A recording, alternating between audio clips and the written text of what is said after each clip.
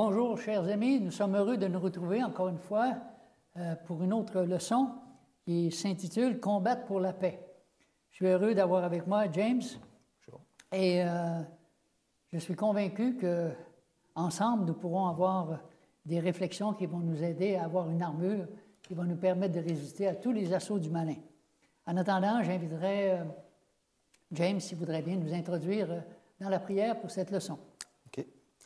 Baissons la tête. Merci Seigneur pour cette opportunité que tu nous donnes encore une fois de nous pencher sur ta parole et d'étudier cette leçon numéro 13. Aide-nous à comprendre ce qu'est l'armure du chrétien et revêtir cette panoplie divine et ce qu'elle représente dans ce combat que nous avons à mener. Nous savons que nous ne sommes pas seuls et que tu es le grand général. Aide-nous, garde-nous, sois avec nous pendant cette étude. Nous t'en prions dans ton Fils Jésus pour ta gloire. Amen. Amen. Dans le livre d'Éphésiens, alors que nous achevons ces études, ce trimestre, sur l'Épître aux Éphésiens, nous voyons que Paul va mettre l'accent sur quelque chose de tout à fait particulier qu'on retrouve dans Éphésiens chapitre 6, à partir du verset 13, à partir du verset 11. C'est-à-dire, revêtez-vous de toutes les armes de Dieu, afin de pouvoir tenir ferme contre les ruses du diable, parce que nous n'avons pas à lutter contre la chair et le sang, mais contre les dominations, contre les autorités, contre les princes de ce monde de ténèbres, contre les esprits méchants dans les lieux célestes. C'est pourquoi prenez toutes les armes de Dieu afin de pouvoir résister dans le mauvais jour et de tenir ferme après avoir tout surmonté. Je trouve ça vraiment très impressionnant, mais j'essaie de m'imaginer Paul qui est en prison. 24 heures sur 24, il est avec des soldats. Il a certainement le temps de voir leur armure, puis de voir de quoi qu'elle est composée. Et je crois que sous l'inspiration de Dieu, il va nous sortir une sorte d'armure, mais que cette fois-là, que ce n'est pas une armure qui vient des hommes, c'est une armure qui vient du ciel. Et c'est une armure qui est absolument essentielle pour le chrétien, afin qu'il puisse traverser toutes les épreuves et les difficultés, c'est-à-dire surtout ce que le malin est capable de faire pour nous empêcher, puis nous faire perdre la foi, pour pouvoir nous décourager, puis tout laisser tomber finalement. Alors, j'imagine cet apôtre Paul qui nous dit que la seule façon de pouvoir se protéger de cet ennemi-là, de ces attaques subtiles, c'est de revêtir les armes de Dieu. Ça dit bien revêtir toutes les armes de Dieu. Ça veut dire, si tu en as un que tu enlèves, c'est fini. Oui. Et j'imagine que Goliath avait beau avoir toute une armure, mais le jour où il a levé son casque, ça a été fini. Parce que la petite pierre, elle l'a frappé dans le front. S'il avait gardé son casque, il aurait réchappé. il se serait réchappé. Maintenant, quand on achète une auto ou un objet de valeur, on cherche toujours à savoir c'est quoi qui est le meilleur produit. On fait ça pour les ordinateurs, on fait ça pour le cellulaire, on fait ça pour une auto, on fait ça pour n'importe quoi. On essaie de choisir quelque chose qui va être bon, qui va être durable, puis on ne veut pas l'acheter à n'importe quel endroit. On essaie de trouver un endroit qui est fiable, etc. Mais quand quelqu'un nous dit que c'est un produit japonais, habituellement, on a plus confiance. Parce qu'on dit, ça c'est du japonais. C'est durable. C'est pas du chinois. Alors souvent, on a ce genre de critères-là. Ça veut dire qu'on peut se fier à cela. Alors, quand Paul va parler de cette armure-là, il utilise l'armure que les soldats romains portaient pour parler d'une autre sorte d'armure. Une armure chrétienne qui a été fabriquée dans les lieux célestes et non pas dans une usine des êtres humains, alors que tout est imparfait. Alors, Dieu veut faire quoi en nous donnant cette armure-là? La parole de Dieu nous le dit tantôt, c'est pour nous protéger des attaques d'un ennemi qui veut nous décourager. Alors, la seule option qui nous reste pour nous en tant que chrétiens, c'est quoi si Dieu nous dit que c'est important? C'est d'obéir, hein? Oui. Si Dieu dit qu'on en a besoin, c'est pour notre bien. Puis si on pense que ce n'est pas important, bien, il ne faudra pas se désoler si l'ennemi a la victoire sur nous. Alors, La force souveraine du Seigneur se trouve dans la totalité de cette armure. Nous serons puissants et nous tiendrons bon que dans la mesure où nous revêtons entièrement cette armure. Pas question d'en négliger une. Alors, on va voir en quoi consiste cette armure et sa signification. Alors, James, dans l'Apocalypse chapitre 12, 17, on nous rappelle qu'un ennemi va faire la guerre à qui? Au reste. À un reste, OK? À une Église qui a des particularités. Une Église qui a quelque chose de tout à fait spécial. Alors, le diable invente toutes sortes d'églises. Mais ça dit que Dieu a une Église. En quoi cette Église est-elle une armée unie dans ce grand conflit? Est-ce que tu pourrais peut-être nous aider à mieux comprendre cet aspect-là? En quoi qu'une Église... Et Paul, quand il parle de cette armure, il ne pense pas juste d'un soldat isolé. Il parle d'une armée. Alors, l'Église doit être une armée. Alors, en quoi l'Église est-elle une armée dans ce grand conflit? Déjà, très souvent, le Christ est présenté comme le chef des armées, le chef des armées célestes. Oui. On parle de phalange céleste. Et il y a un conflit mondial, un conflit qui dure depuis la fondation du monde, depuis que le monde a été fondé. C'est un conflit cosmique qui fait que on doit saisir, on ne peut pas être neutre dans ce conflit-là. On doit choisir un camp. C'est soit on est avec Dieu ou contre Dieu. Si on obéit à ses commandements, si on accepte le salut, on va être dans le camp de Dieu. Le salut, quand on l'accepte, ce n'est pas une fois pour toutes, comme le croient certaines églises. Ce n'est pas once saved, always saved. Une fois sauvé, toujours sauvé. Et si on est dans la rébellion, on est dans le camp de l'ennemi. L'armée, pourquoi on nous parle d'armée unie? C'est parce que une armée qui est justement, qui ne marche pas ensemble ne peut pas vaincre. Elle ne peut pas le faire. Même les Romains, quand ils faisaient la guerre, ils allaient en groupe et ils parlaient de techniques barbares quand les autres attaquaient de façon commando. On sait que ça a marché pour certaines armées comme l'armée révolutionnaire américaine. Ils ont plus attaqué en commando l'armée britannique qui était plus en rang. Mais les guerres avant se faisaient dans une vallée, face à face. Et quand il avait son armure, le soldat, des fois, on voit qu'il faisait une carapace, il les imbriquait pour se protéger, mais pour protéger celui qui est à côté aussi. Donc, il travaillait de façon unie contre un ennemi. Donc, c'est pourquoi on nous parle d'armée unie. Et aussi, la leçon nous dit que il y a l'unité militaire que les Grecs et les Romains utilisaient, mais on voit que dans la leçon, quand il dit « vous », il parle de plusieurs personnes parce qu'il dit « priez pour les saints ». Donc, quand on décortique apparemment le texte grec, Paul parle à plusieurs personnes, à l'Église. Et l'Église, très souvent, donc, le général, on nous dit que le général Paul s'adresse plutôt à l'Église en tant qu'armée. Il nous appelle à nous revêtir intégralement de notre armure et, telle une armée unifiée, à avancer décidée et unie dans le combat. Donc, on nous dit que parmi les métaphores que Paul utilise, il a décrit l'Église dans Éphésiens. Il a décrit l'Église comme corps du Christ. Donc, encore une fois, on a l'unité, le corps du Christ. C'est pourquoi on dit l'œil ne peut pas dire au pied je suis supérieur à toi. Il a aussi comparé l'Église à la construction au temple de Dieu. Si on parle de temple, c'est qu'il y a du monde dedans. Le temple, ce n'est pas une seule personne, il y a plusieurs personnes dans un temple qui viennent adorer Dieu. Il a parlé de fiancée de Christ. L'Église, c'est la fiancée de Christ.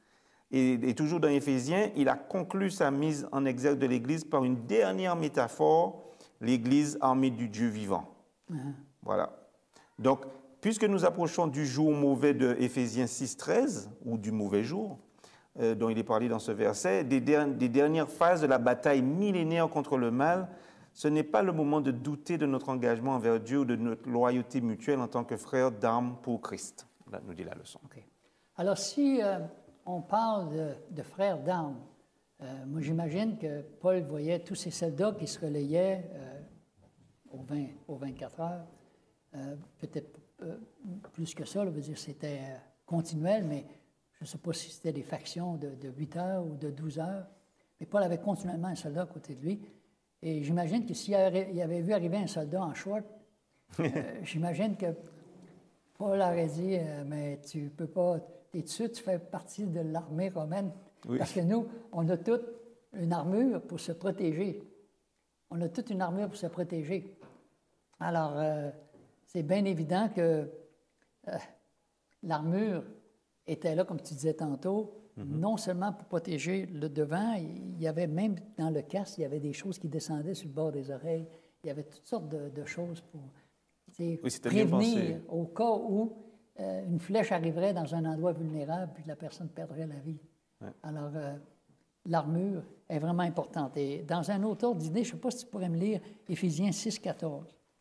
On parle de... Éphésiens 6, verset 14, qui dit «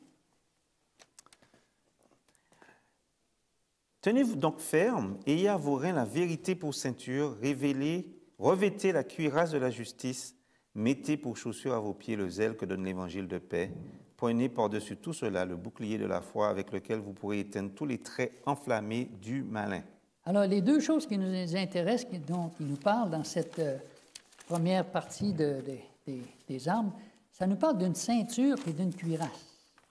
La ceinture de la vérité. J'aimerais qu'on regarde un texte dans Ésaïe, chapitre 11, le verset 1 à 5. Parce que nos reins, ça veut dire quoi ça, nos reins? Est-ce que nos reins réfléchissent, est-ce que nos reins pensent? Non. C'est pas ça. Souvent, on dit, ben oui, mais pourquoi c'est marqué les reins? Alors, Ésaïe, chapitre 11, pendant qu'on cherche, le verset 1 à 5. Les reins, on nous dit que aussi c'était plutôt la partie basse du dos. Oui. Parce que des fois, même de nos jours, quand on dit « j'ai mal aux reins », on n'a pas vraiment mal aux reins. On a mal au bas du dos. Oui. Donc, ça représentait non seulement le bas du dos, mais même le bassin. Oui. Physiquement, c'était ça, les reins. Alors, dans Ésaïe, chapitre 11, versets 1 à 5, voici ce que ça dit, c'est intéressant, ça dit « Puis un rameau sortira du tronc d'Ésaïe, et un rejeton naîtra de ses racines. L'Esprit de l'Éternel reposera sur lui. Esprit de sagesse et d'intelligence, esprit de conseil et de force, esprit de connaissance et de crainte de l'Éternel. Il respirera la crainte de l'Éternel, il ne jugera point sur l'apparence, il ne prononcera point sur un oui-dire.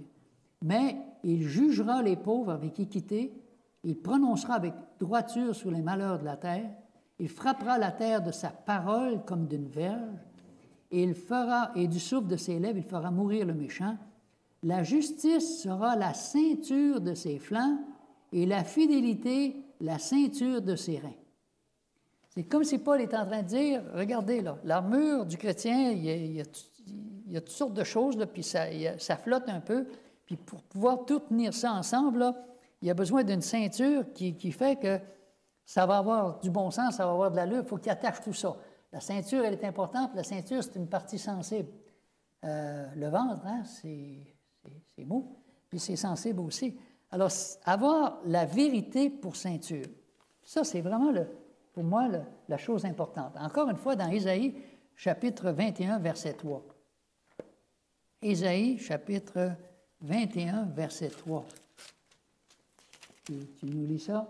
Alors, c'est pourquoi mes reins sont remplis d'angoisse, des douleurs me saisissent, comme les douleurs d'une femme en travail. Les spasmes m'empêchent d'entendre, le tremblement m'empêche de voir. Alors, on parle de quoi ici? Les reins sont remplis d'angoisse, les douleurs me saisissent, comme les douleurs d'une femme en travail. À quelle place que la femme souffre le plus? C'est dans cette partie-là, parce que c'est là que le bébé est. Oui. Tout le travail s'effectue là. Alors, ça devient comme un centre de douleur extrême, parce que la femme va accoucher. Dieu va accoucher d'une église et il y a une douleur qui va s'effectuer parce que l'ennemi va tout faire pour que les douleurs soient insupportables. Et Dieu dit qu'on a besoin, pour nous préserver de ça, de la vérité. Alors, si on demande à quelqu'un, c'est quoi la vérité? On dit habituellement, c'est une personne, c'est Jésus. Mais... oui, parce que dans la Bible, il dit, je suis la vérité, la vie. Oui, ça c'est un. Alors, comme les 5 doigts d'une main, la vérité est définie. J'ai regardé dans une concordance, le mot vérité revient plus de 250 fois. OK. Il y a seulement 5 endroits où le mot vérité est défini. Ça, c'est vraiment intéressant. Alors, dans Jérémie 10, ça dit le Père est la vérité. Après ça, dans Jean 14, le Fils est la vérité. Après ça, dans 1 Jean 5, ça dit l'Esprit est la vérité. Après ça, dans Jean 17, ta parole est la vérité. Oui. Puis dans Psaume 119, 151, 152, tous tes commandements sont la vérité. Alors, si on a seulement une vérité, est-ce qu'on est à l'abri? Non. Si quelqu'un dit, ah ben moi, je suis dans une église, c'est Jéhovah. Le Fils, lui, non. Ah, ben voilà, mais là, tu n'as pas la vérité pour ceinture. Tu vas perdre tes culottes. Parce que, écoute, mon ami, ça ne tiendra pas ton affaire, là. Si la personne dit, non, moi, le Saint-Esprit, je ne crois pas à ça. C'est quoi tu viens de faire? L'Esprit et la vérité. Tu viens d'enlever une partie de cette armure-là, et Dieu dit non. La vérité pour ceinture, là, c'est pas juste une chose, c'est plein de choses. Si les gens disent, ah, ben nous autres, les commandements de Dieu, c'est pas important, alors que Dieu dit, tes commandements, tu les as établis à toujours et à perpétuité. Alors, si on a cette vérité-là, on est rassuré. On n'ira pas dans n'importe quelle église, on ne choisira pas n'importe quoi, parce qu'on va dire, la vérité, c'est la parole de Dieu qui l'a définie. C'est ça qui me dit c'est quoi la vérité. Exactement. Le Père est la vérité, le Fils est la vérité, le Saint-Esprit est la vérité, la parole est la vérité, et tous tes commandements sont la vérité. Alors, c'est comme les 5 doigts d'une main. Est-ce qu'on peut amputer une main, un doigt de la main? Non, c'est plus une main. Si Dieu en a fait 5, c'est parce que les 5 sont importants. Alors, le mot vérité revêt une chose extrêmement importante. Alors, il y a le verset aussi, pendant que sur le même ordre d'idée, Jean 17, verset 17. oui, Sanctifie-les par la vérité, ta parole est la vérité. Oui, c'est ça que j'ai dit tantôt. J'ai peut-être parlé un peu vite, là. Mais concernant les commandements de Dieu, ce qui est intéressant, on va voir Psaume 119, 151, 152. Le Psaume 119, le verset 151, 152.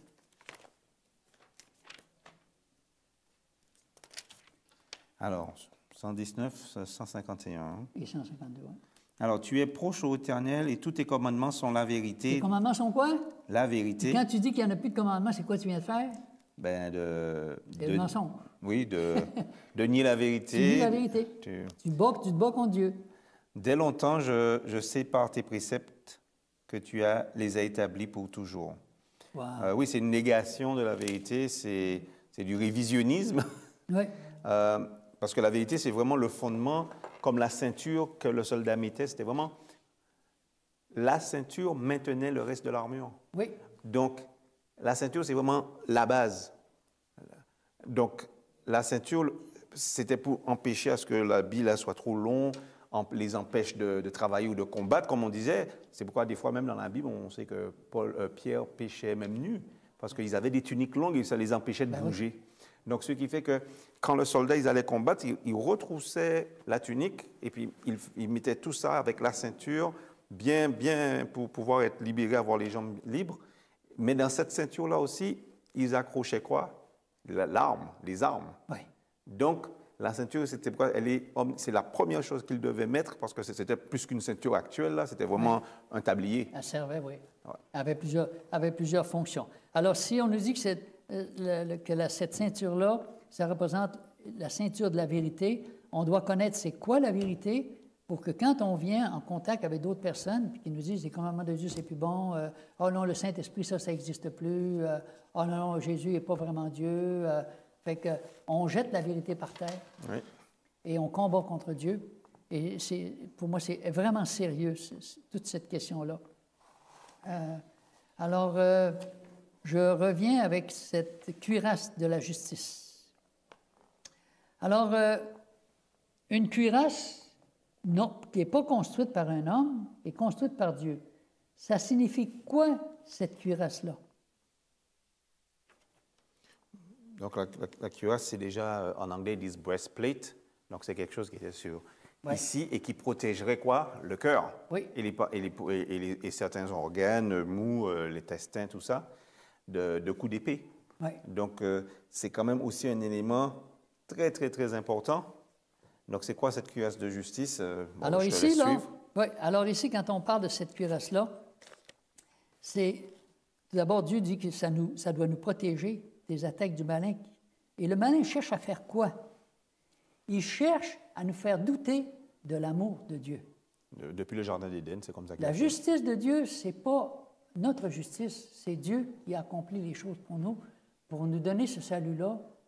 Non pas qu'il peut être gagné par toutes sortes d'efforts, mais c'est un cadeau que Dieu fait à l'humanité. Et si on a l'assurance que quand on confesse nos péchés, puis qu'on vient à Dieu, puis que Dieu pardonne nos péchés, puis que maintenant sa justice nous est imputée, bien, l'ennemi dit non, t'es pas correct, James, puis je pense pas qu'il y ait une place pour toi au ciel, tu sais comment tu dis une affaire, mais dans le fond, tu fais le contraire, puis tout ça. Puis là, il commence à te faire douter que tu n'es plus vraiment un chrétien pour te décourager, puis il dit, ouais, c'est vrai, dans le fond. Alors, l'ennemi, c'est ça qu'il fait. Ah. Alors, la cuirasse, là, elle doit nous protéger de toutes ces attaques du malin qui cherche à te détruire, puis dire, non, il n'y a pas vraiment de place pour toi, t'es comme ci, t'es comme ça. C'est l'accusateur. Oui, c'est le père du mensonge. Oui, c'est le père du mensonge, c'est un accusateur. Alors, les amis de Job, c'est quoi qu'ils ont fait, les amis de Job? Ben, au début, ils étaient très sages, ils n'ont pas parlé, puis au 7e jour, ils ont commencé à parler. Ils auraient dû rester muets. Oui, ils étaient les meilleurs amis quand ils étaient juste dans la compassion. Ouais. Mais après, ils sont devenus accusateurs. T'as fait ci, t'as fait ça, t'es pas correct. Ils n'ont pas arrêté de lui tomber dessus pour lui montrer que, dans le fond, il était... Il devait avoir fait quelque chose pour avoir... Ah oui, il méritait ça. Il méritait de souffrir. Alors, on est en train de jeter le discrédit sur Dieu. Alors, la cuirasse, elle est vraiment importante. Oui. C'est la justice du Christ et non pas la justice humaine qu'on doit faire. Alors, pour moi, c'est quelque chose qui est vraiment, vraiment important. Alors, j'avais une petite note que j'avais marquée. Tantôt, je reviens un peu sur « saignez vos reins de la vérité » qu'on a vu dans Éphésiens 6,14. Alors, tu nous dis que le soldat romain portait une ceinture pour maintenir ses vêtements flottants, pour ne pas être gêné, parce que tu ne peux pas courir quand ça traîne un peu partout. Alors, nous, c'est la même chose.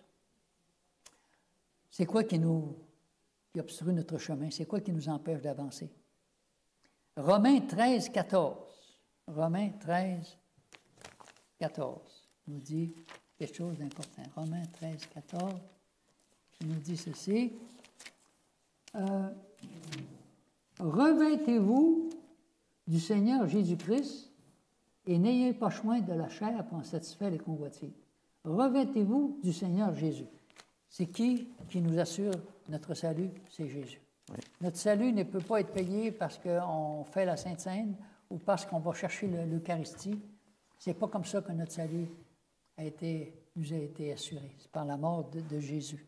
Alors, on ne doit pas tomber dans les mensonges de l'ennemi. Puis ça dit, la cuirasse de la justice, c'était lourd, cette cuirasse-là. C'était très pesant, hein? Quand il portait ça sur son corps comme ça. On a l'image. Ouais. Alors, ça devait le protéger là, du cou, ici, là, du cou jusqu'en bas, jusqu'aux hanches. Tout ça, là, c'était complètement protégé. Alors, tout comme le Christ ou vérité se fait ceinture pour nous tenir serrés contre lui.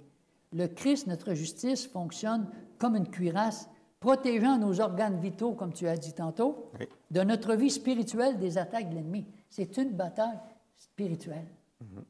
Alors, je trouve ça extraordinaire que Paul a regardé cette armure-là, puis inspiré par Dieu, il a commencé à voir comment est-ce que Dieu avait prévu une cuirasse pour ne pas qu'on tombe dans les plans de l'ennemi, qu'on soit découragé. Je trouve ça extraordinaire. C'est comme une découverte que Dieu nous fait connaître. Mais on voit que dans Ésaïe, il parle déjà de casque et de cuirasse aussi, de casque du salut et de cuirasse dans Ésaïe. Hein. Oui. Donc Paul s'est aussi un peu inspiré peut-être du texte d'Ésaïe à l'époque. Ah, bien sûr. Bien sûr, écoute, c'est sûr que Paul est dans un contexte romain et il prend vraiment cette armure-là qu'il voit de la part des Romains. Et il n'était pas capable de l'oublier. Il était bien placé pour parler de ce genre d'armure-là, c'est bien évident. Alors maintenant, on sait que c'est la première chose qu'on disait, la ceinture de la vérité. On a vu la vérité, c'était 5 points. Puis on dit la cuirasse de la justice du Christ. Ça dit c'est Dieu qui nous protège contre les attaques du malin qui cherche à nous faire douter de l'amour et du pardon divin. Comme les amis de Job ont fait avec lui pour dire, tu vois, Dieu est contre toi, tu n'es pas correct, tu as fait ci, tu as fait ça. Ça, c'est le plan du malin. Même au Jardin d'Éden, quand Oui. il a dit Dieu a-t-il réellement dit? Oui, oui. Alors, le diable va tout faire pour nous décourager, mais si on porte cette cuirasse-là de la justice du Christ, ça dit on est protégé contre ces attaques du malin. Et moi, ça me rassure d'une façon extraordinaire. Alors, dans la journée de mardi, on avait Éphésiens 6,15. OK? On nous parle des chaussures. Des bonnes chaussures. Une église qui a des bonnes chaussures pour faire quoi? Est-ce qu'un soldat peut aller à la guerre sans chaussures? Non. Ben non, ça c'est certain. Alors, on parle de chaussures, on parle de zèle, on parle de paix, alors que nous sommes en guerre. C'est quoi que ça signifie tout ça, ce genre de...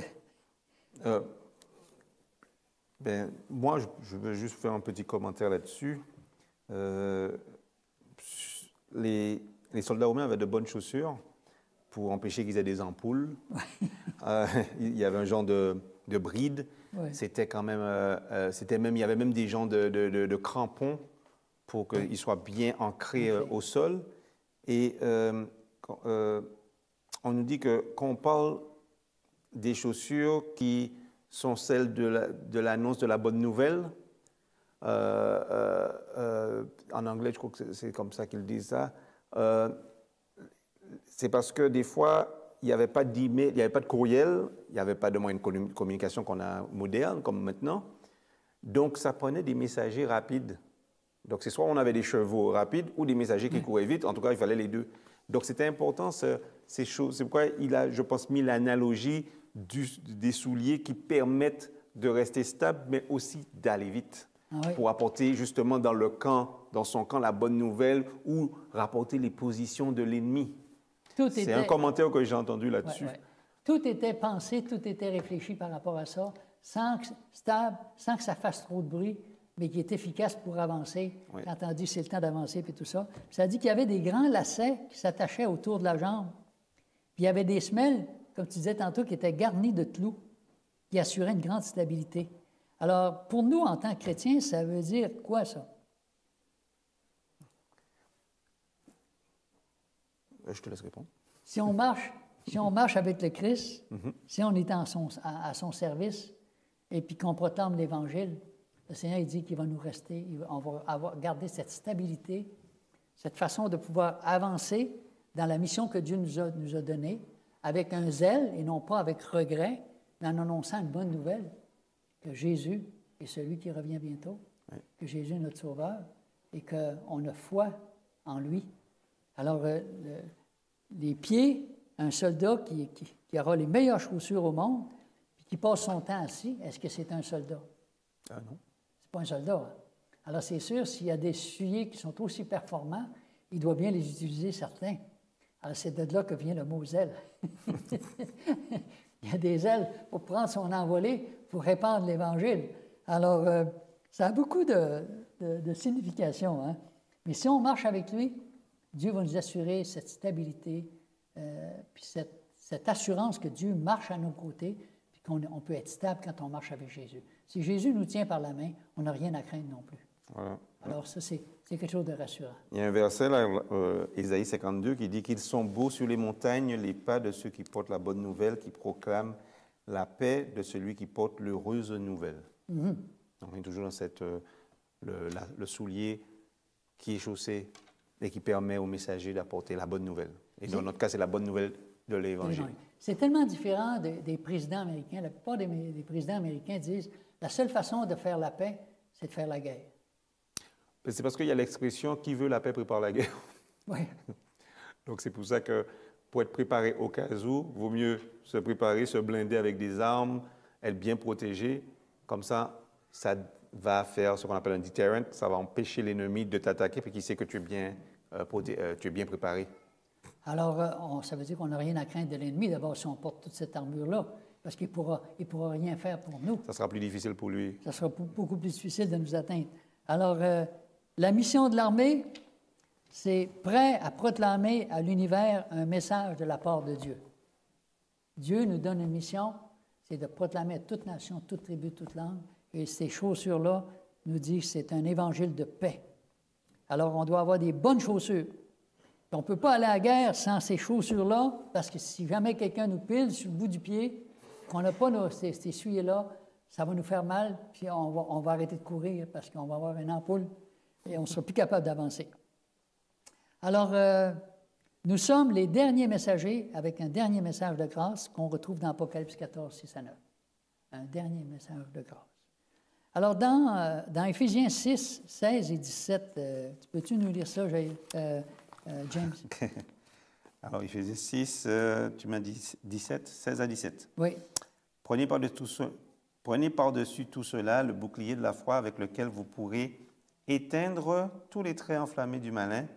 Prenez aussi le casque du salut et l'épée de l'esprit qui est la parole de Dieu.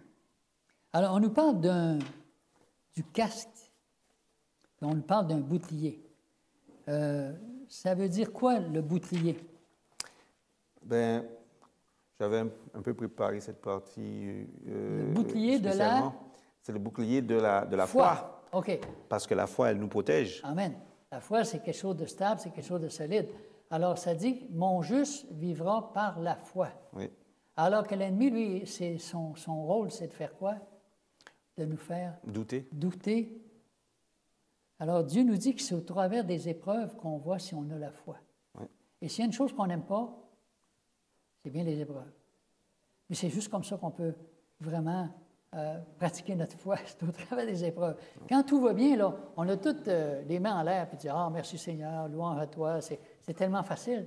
Mais c'est quand les difficultés viennent qu'on voit quelle sorte de foi qu'on a. « Ouais, mais là, je vais prier en guise, ça fait longtemps que je prie pour ça, puis de toute façon, Dieu ne répond pas, ça ne donne rien. Écoute, je suis tanné, là, écoute, s'il existe, il va falloir qu'il me le montre. » Alors, le doute peut facilement venir dans le cœur d'un être humain parce que la foi nous protège l'être tout entier, tout d'abord du désespoir, du péché et de la culpabilité. Oui. Alors, le diable, il va toujours nous rappeler nos anciens péchés. As-tu vu qu'est-ce que c'est que tu avais fait avant? Là? Tu penses que tu es chrétien? As-tu vu comment est-ce que tu as agi? Là? Ouais. Je pense que j'irai plus à l'église, ça ne donne rien, je ne change pas. Et c'est justement, si je peux me permettre, la foi, le bouclier, c'était le bouclier, le grand bouclier des légionnaires. Donc on nous a dit à un moment, j'écoutais un commentaire qui disait que des fois dans certains films, on nous montre que c'est un petit bouclier rond, tout ça. Non, c'était vraiment un grand bouclier comme dans l'image, rectangulaire, avec des bords incurvés, qui protégeait vraiment le soldat, qui permettait de faire la carapace aussi, qu'on voit des fois dans Astérix, d'ailleurs, dans le dessin animé Astérix et Obélix. On nous dit que c'était fait de peau, de métal et de cuir. Et la peau était mise des fois en dernier, et puis ils le trempaient avant d'aller en guerre, parce que les ennemis, eux, ils trempaient dans du goudron les flèches, mettaient le feu, et puis fouf, ils envoyaient ça. Et le bouclier étant mouillé, quand elles arrivaient, ça éteignait la plupart des flèches. Donc, c'est pour ça que Satan, il va envoyer des flèches, des tentations, des doutes, comme tu as dit, des choses comme ça. Mais nous, notre bouclier, c'est la foi. Et cette foi-là, on la garde mouillée, entre guillemets, en la plongeant dans quoi? Dans la parole de Dieu qui est l'eau vivante. Amen. Amen. C'est parce que c'est ça qu'on lisait dans Éphésiens tantôt, là, quand on disait, ça fait quoi, ça, ces choses-là? Pour éteindre tous les traits enflammés du malin. L'épée de l'esprit, qui est la parole de Dieu faite en tout temps. Verset 16. Prenez par-dessus tout cela le bouclier de la foi avec lequel vous pourrez éteindre tous les traits enflammés du malin. Tous les traits. Je pense qu'on pourrait avoir une longue liste de tous ces traits enflammés. Et c'est sérieux ce que Paul est en train de dire, là. Il n'y a personne d'entre nous qui va être oublié de la part de l'ennemi. La minute qu'on donne notre cœur, qu'on fait partie de l'Église de Dieu, Dieu nous rappelle d'une façon constante qu'on est en guerre. C'est une guerre spirituelle. Et on ne peut pas se permettre d'être négligent. On ne peut pas se permettre de prendre ça à la légère, parce que Dieu dit, prenez toutes les armes sans en oublier une. Oui. Alors, quand on lit Hébreux chapitre 11, on voit quoi? On voit tous les hommes et les femmes de foi. Et il y a quelque chose qui est écrit dans Hébreux chapitre 11, le verset 1. Chapitre 11, le verset 1.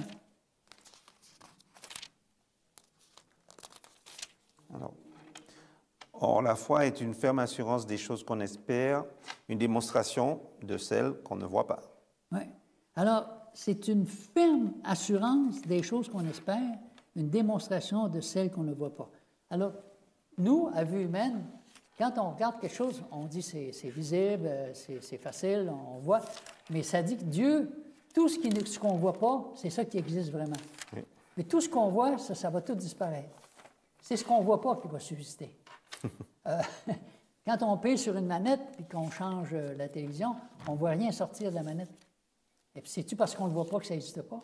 Oui, c'est comme l'électricité. Oui. On voit bien qu'il y a quelque chose qui se passe. Voilà, Alors, Dieu dit que la foi, là, ça doit être quelque chose de tellement fort qui nous aide à traverser les pires difficultés, les pires problèmes de la vie. Alors, si tu me permets, oui.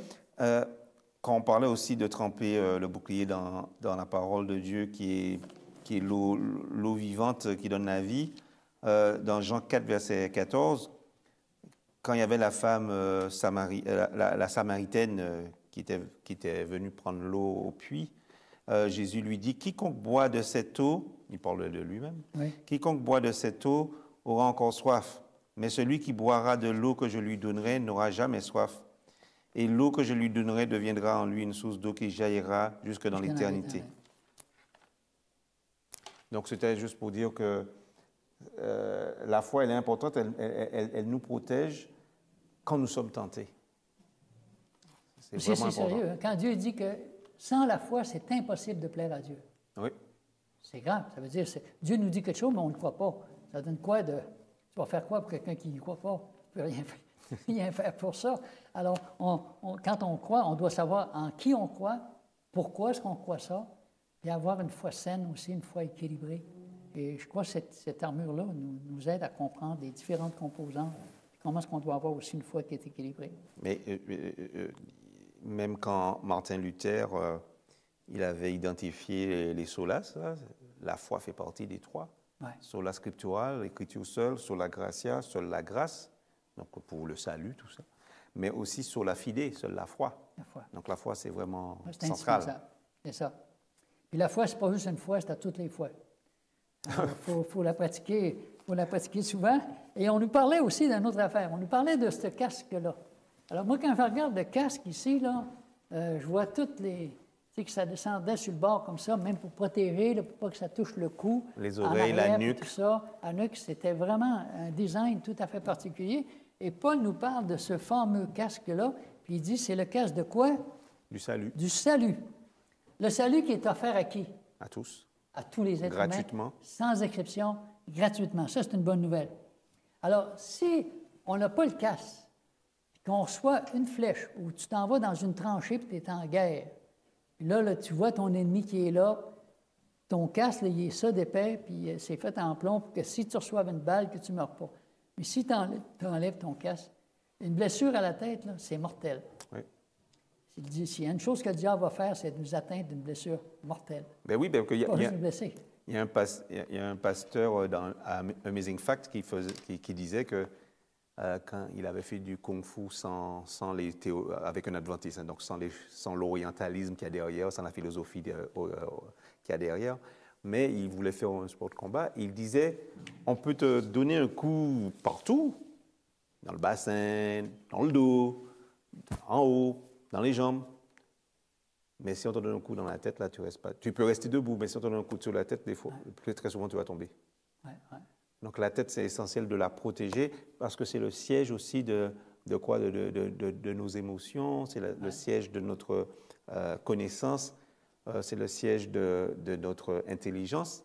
Et c'est là que le diable, justement, il va s'acharner.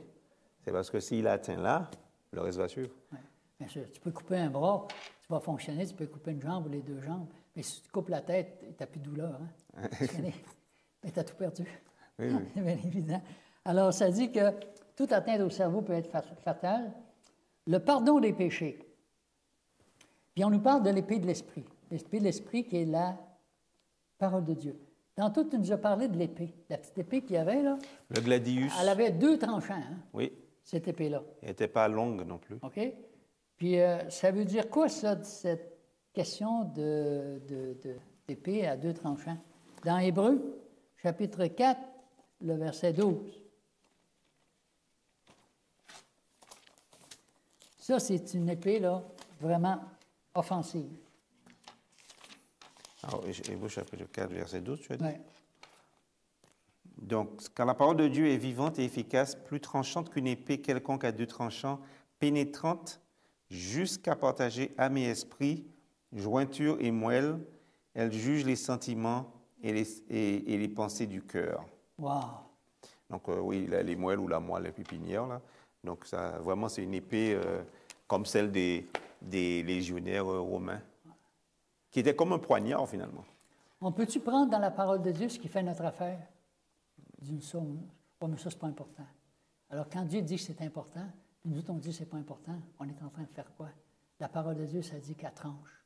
Oui. Elle laisse pas, c'est pas oui, peut-être, c'est oui ou non. Il n'y a pas de demi-mesure avec Dieu.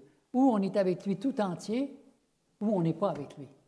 Mais... Alors, cette parole-là, elle nous montre vraiment notre vrai visage, qui on est, si on est des enfants obéissants ou des enfants désobéissants. Et sans la parole de Dieu, la première croyance qu'on a dans notre Église, c'est la croyance au fait que la parole de Dieu, elle est notre seul critère. Nous, ce n'est pas le pasteur qui est important, ce n'est pas l'Église qui est important, c'est qu'est-ce que la parole de Dieu nous dit. C'est là-dedans qu'on trouve cette vérité-là. Si notre pasteur prêche quelque chose qui vient en dehors de la Bible, c'est bien de valeur, mais on ne pourra pas le garder. Oui. S'il maintient sa position.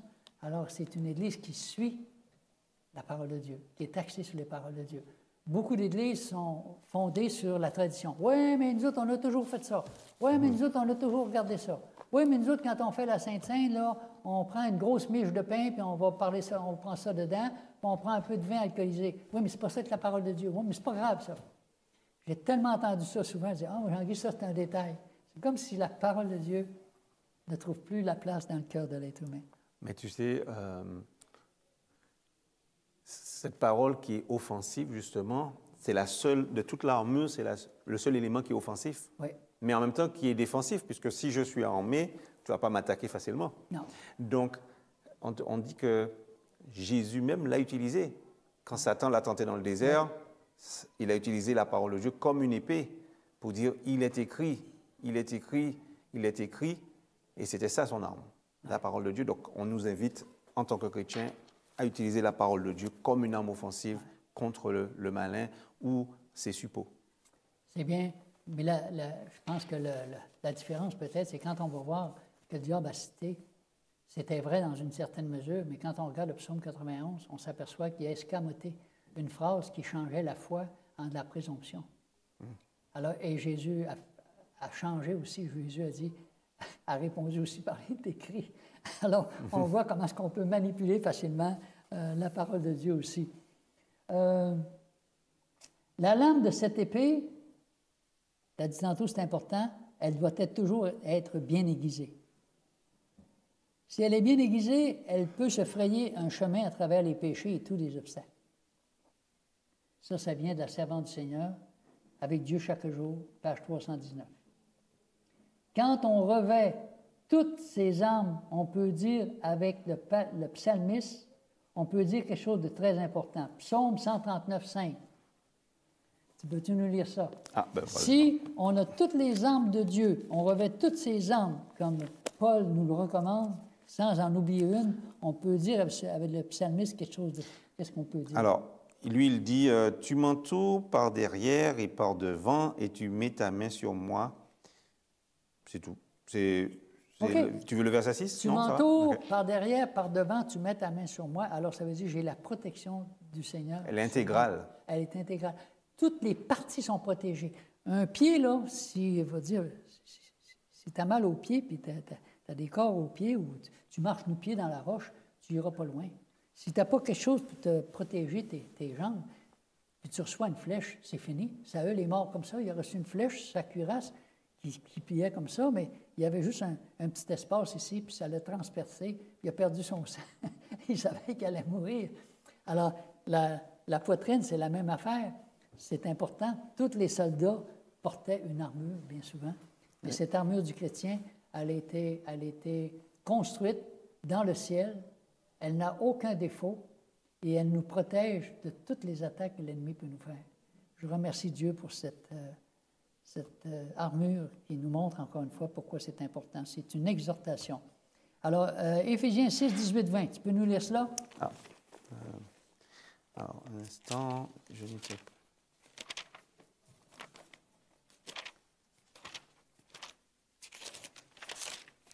Alors, Éphésiens 6, 18. Hein? Oui. Alors, faites en tout temps, par l'Esprit, toutes sortes de prières et de supplications. Veillez à cela avec une entière persévérance et priez pour tous les saints. Alors, si on a toute l'armure, pourquoi est-ce qu'il faut prier en plus? Pour demander que Dieu nous dirige, sa protection aussi. Oui. Alors, moi, confiance en lui. Oui, confiance en lui. Moi, j'avais remarqué, c'est quoi la prière? La prière, c'est un dialogue avec notre ami suprême, le général en chef, qui est dans ses quartiers généraux, dans le lieu très saint. Puis c'est de lui qu'on reçoit ses ordres. Alors, on fait appel à lui. Après ça, la prière, c'est parfois un cri dans un combat. Jacob a dit ça un jour, « Seigneur, je ne te laisserai pas aller. Tant que tu ne m'auras pas béni. » Il s'est accroché après le Seigneur. La prière, c'est quelque chose de fort. Ça peut être un cri de ralliement aussi. Un cri de ralliement. Puis c'est aussi s'humilier pour reconnaître ses péchés, reconnaître aussi qu'on a des limites en tant qu'être humain, qu'on est faillible, qu'on est faible, qu'on a besoin d'une source de force qui est plus grande que la nôtre aussi.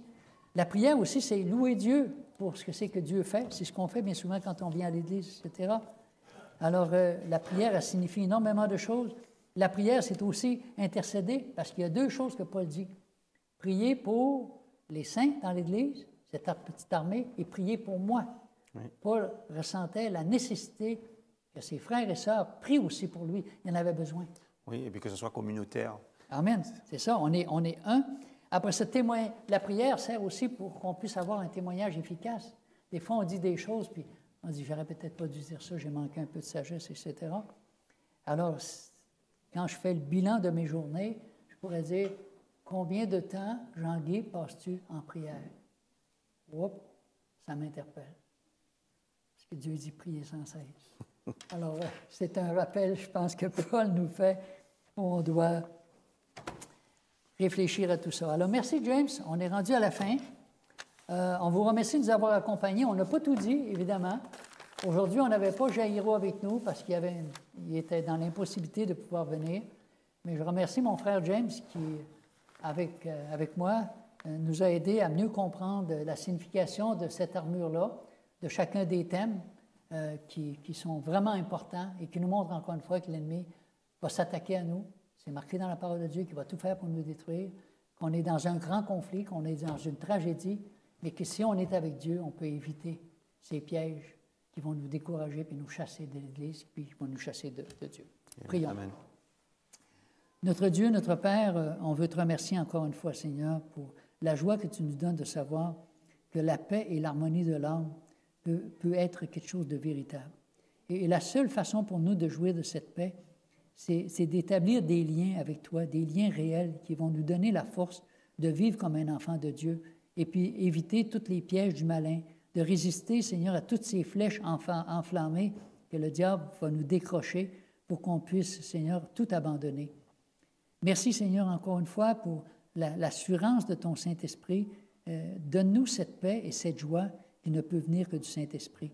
Alors, Seigneur, que tu puisses bénir tous ceux qui écoutent ces émissions, que tu puisses bénir leur foyer, leurs décisions, afin que tous ensemble, on puisse porter cette armure pour éviter, Seigneur, ces attaques de l'ennemi et d'être des vainqueurs et être prêts quand Jésus reviendra bientôt sur les nuées. Au nom de Jésus, on t'en prie.